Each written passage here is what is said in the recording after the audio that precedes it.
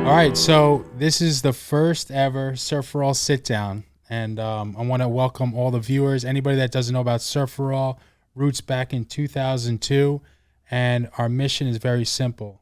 The ocean is a sense of healing and spiritual strength that should be accessible to all, and has an amazing people that are involved in it, and it's very inclusive. And today, on top of that, we have very own Chris Levi, who has been one of our star athletes through the summers. I'm really stoked and honored that you're here on our first Surf for All sit down. This is a good way we can unwind after the waves, and it's so like involved and intense when you're in the ocean, and this is a way we could just get to know you better. Yeah, Well, welcome. uh, every time that we're out there and the Surf for All volunteers and coaches and everybody's in the water helping us, so impressed with your guys' ability to actually swim in those waves because we've surfed some in some weather that was I don't know, some choice weather, and you guys are always so strong and get across the water so fast. I don't know how you get reset by the next time that we get out there on the boards, but yeah, there's never like a slowdown on the water. It's always amped up. Yeah, and I don't know how you reset. I think you inspire all of us, to be honest, Chris. And you know, really part of this, and I want to say this is like a new thing for us. We're at my buddy Jay's spot, Florid Media. We're psyched to be here. This place is beautiful, um, and you know, this is something that is new, and I really think the viewers will want to know a little bit about your story. Can you give us some history of who you are, where you're from? You know, obviously, you served our country proudly. We're really honored, even that you're part of our foundation, and you know, Well, yeah, that honor goes definitely mutually both ways because I'll tell you, well, when I was a kid, growing up on the beach, I think everybody could relate to this. Anybody who hasn't been surfing and seen somebody surfing always wishes they could be the one on the board, even if they've never surfed before. That's always been me. But I joined the military, or I joined the army after military school, and served for 6 years. I've been to Afghanistan, been to Iraq, and in that time, developed definitely a sense of service and a sense that I wanted to help my community, help my country, and want to be, do all that stuff. And since being wounded in Iraq in 2008, my life, although the locations and stories have changed, the amount of impact that people have had on me that I've ran into is insanely amazing. And having been invited, I don't even know who originally invited me to the beach when we first started surfing because I think somebody said, if do you want to surf? And I jumped on it and said yes. And then all of a sudden I got like a reminder the next day, hey, you agreed to surf at 7 a.m. tomorrow morning. And I felt completely unprepared. I was like, I'm still going. I'm still doing it. I don't care how tired I am. Um, and from getting out there, meeting you, meeting Will, meeting everybody at the surf shop that day. So many people, I can't even remember all the names. And then as soon as we were on the water, I was like, I know this is something I want to support, something I want to do. And it's not even because of just the personal experience. Like the personal experience is insanely grand, and I felt like so fulfilled being able to surf. But then when you guys work with Limkine Foundation or the other organizations that come down to the beach and seeing the kids that may have been born with missing limbs from accidents and seeing them in the beginning when everybody's got that look of apprehension, including the parents, they've got that look of apprehension on their face. And as soon as they get up on the board and just they become these like lights that shine so bright. And it's another organization that's down there too. yeah. I remember when you came down. It was the Challenge Athletes Foundation, There you and go. these guys came in, one of the biggest, foundations in the country. Yeah. That I actually met them when I was at Walter Reed in 2008 or 9. Challenge Athlete Foundation. I did a marathon with them. Um, really. You ran a marathon. No, I biked the marathon, which is pretty easy on a bike to find But out. still, I mean, you're biking marathons. That's pretty awesome. And well, the Challenge That's pretty Athletes sick. Foundation is they're huge, you know, and they have a massive impact. And yeah, like so I was able to run into them, and then running into them again on the beach. They they definitely help, but it's those are all really avenues to get to Long Beach and to get to the Surf for All and the Skudin Surf Camp, and you got your guys' family down there. Really gives it feels like always feels like an extended family to be down there. You know, like you always feel like you're part of the group. So it's Thanks, Chris. I think it's mutually. All the athletes that come down from Surf for All, it is a sense of family, and seeing everybody through the years come back year after year, session after session, improving and really inspiring others. And that's what you are. You're an inspiration, and we love when you come down. We love when you surf. And so just rewind a little bit about, I know you said you biked a marathon, and you obviously, did you ever think you would ever be surfing? I know you said you went to Iraq, you had an accident. And, it wasn't an accident. I'm sorry. They were attempting to write me off, but they failed. Yeah, Thanks to our medics. So I'm sorry, I love that joke. okay. People get so shocked when they say like, "Oh, when was your accident?" I'm like, "Oh, it wasn't an accident. They were trying to murder me, but they didn't. They failed." Yeah, thank God. Honestly, I know it's like a touchy thing, so I don't want to No, it's not touchy to me.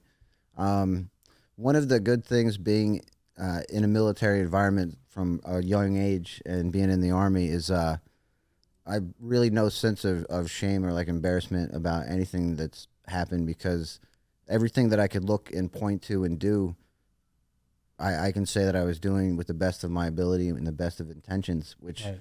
it's just like I think that's the sense you really get from all the volunteers, all the people that working at the Surf for All, and the sense that you get from people on the beach is that even if the weather changes, even if something goes wrong, even if there's a piece of equipment that should have been working that isn't, Yeah. it doesn't, like, nobody's upset or taken down for a single second that everything's not right.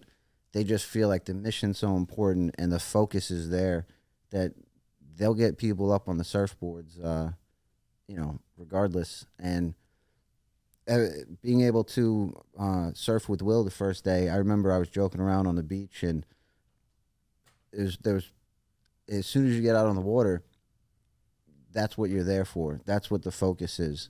And I could imagine it's the same for the kids that when they show up and may have a missing arm, may have a missing leg, and everything is so in their head on the shore. As soon as they get out in the water with you guys, as soon as they get on the waves, like all that's gone, and it's just like surfing for the day. Yeah. And it's it's as much as it is for the volunteers. I think really for guys like yourself that come down and you been through some serious things in your life, and to come down and to prove that you could still surf. It's really inspiring. And I love how I want you to touch on your legs, because I notice you have different types of legs when you're surfing. You have can you talk to us a little bit about your surfing? Because sometimes, but sometimes you're, you've obviously talked to me about it, but I think the viewer would like to learn a little bit about, your different legs. You're doing different things for different sports and different activities, and how you get around, Well, it's that's one of the military mottos, right? Stay adaptable, stay flexible. First, I have to give a big thanks to Sue at Hangar Clinic, there in Merrick Road, and Sue was able to actually come down because she lives in Long Beach, and you guys are so well known in so many different areas. She was volunteering for the same surf camp that I was showing up at the first day, cool. And being able to have that relation, she's been able to really help me with every kind of foot or leg that I could get that would work on the board. And I know we definitely tried out a few different types. I remember you like, Cliff, I got the sickest legs. I'm coming down. I'm gonna try these things out. And then you would show up with these like really small, stubby little legs. Yep. And then like the feet on them were a little bit different, and but they work pretty good. Yeah, they all, it's like having different, multi tools to work different projects. There's sidekick feet that I have that they're almost just small squares, and they have rubber bearings in the front and back that allow me to tilt and laterally and in different directions. But then I also have feet that have internal ankles in them, so it raises me up higher on the board. Really? But then it also gives me a greater, a larger foot that I'm standing on. So there's all these different intricate things, and one of the great things that I love about surfing, I think there's a Weezer song about it. Cars will run out of gasoline, but the waves will still keep, rolling in. So as many times as you guys stayed with me to go out for another one and another one, really that was what was inspiring me to be able to keep going out and get back up. So it really is like if everything feeds on the positivity on the water. Yeah, and I know we've had different ways of the way you've surfed. Like we've had times where we actually had you up on the wave, like already standing, and put you in waves, and we also did some popping up, which I think you've definitely improved on. Being able to have that, paddle into your own waves, pop up and get and fly down the wave, I think is the ultimate. And like you are, and I think that's where the legs come in, because before you didn't have those.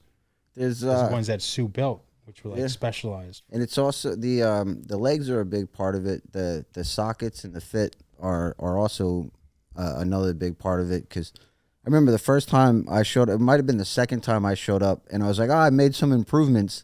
And you were like, all right, let me take a look at them. And I had I had bike shorts on over the sockets with garden wire like sewn through the shorts to be able to like tighten them up so that they couldn't come off.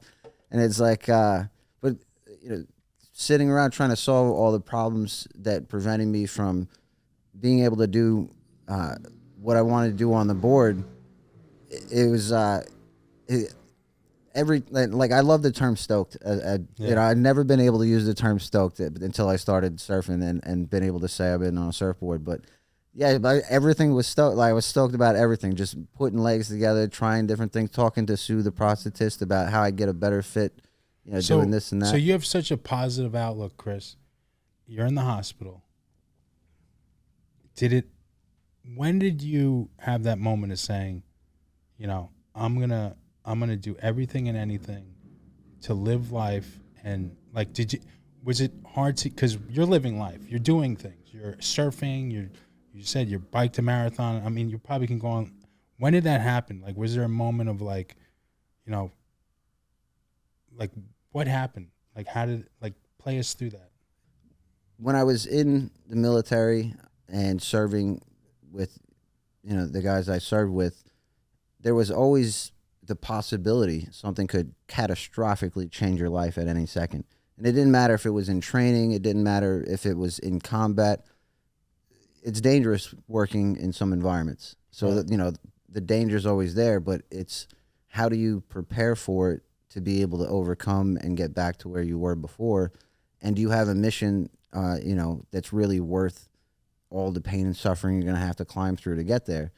And, there was some second guessing if I'd be able to find a mission like that again. If, serving your country is a great, a motivating mindset.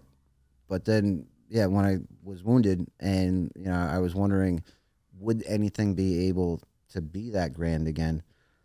I was very quickly proven that I had no worries, because the people I was able to run into at Walter Reed and the organizations like the Challenge Athlete Fund that I was able to speak to while I was there just showed me that there were so many avenues and so many ways that I would be able to find a sense of fulfillment and get a mission again. And then being able to come down to Long Beach and work with the organizations that Surf for All works with, being able to see kids' faces light up, I've found more fulfillment, I would say, only because of age probably, and I'm able to, from experience, have a greater grasp of things. But yeah, like it's not that anything was ever,